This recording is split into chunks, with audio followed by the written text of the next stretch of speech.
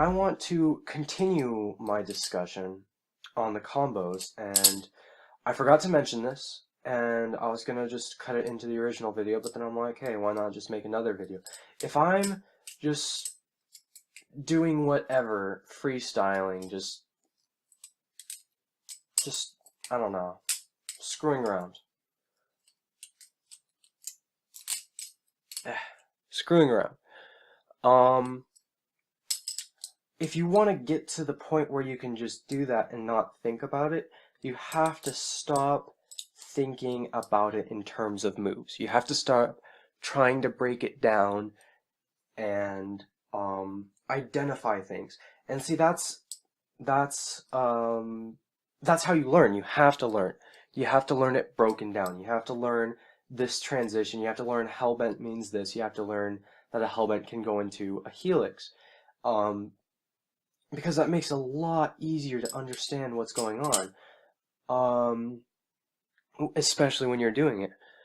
So, like, but my point, what I'm saying is that you can't think I'm going to do a helix, because what that means, you can do a helix, but if you think I'm going to do a helix, then that means that every single time, you know, you want to do something like that, you're going to end up doing that exact same three rollovers, that one, and then that one.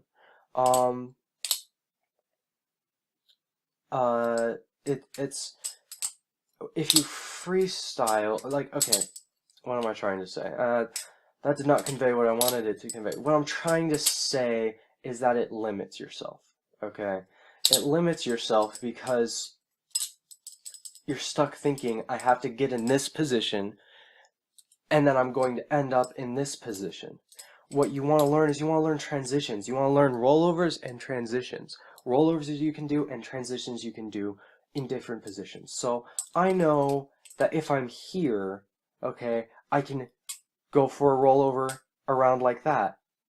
I know that if I go for a rollover like that, and I'm here, I can either do the end of a behind the eight ball, or I can just let it keep sliding and then do that. If I was here again, I know that I could spin it around like a cherry picker and go for that into the bite handle. So all those are different pieces of those sequences. But what helps with freestyling is treating them as just transitions and rollovers, pieces, not complete units. Because if you stop thinking about it as complete units and you let your hands do the transitions that you've learned, that is how you're gonna freestyle. I mean, in my experience, all of this is, I've said it before, all this is based off of my experience.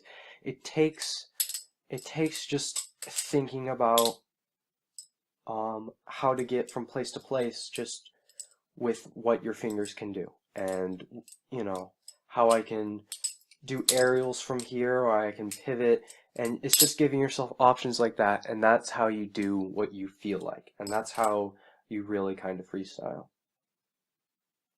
So yeah, those are just my thoughts on that. I mean, there probably are other ways to learn, or other ways to do it, or other people that think about it.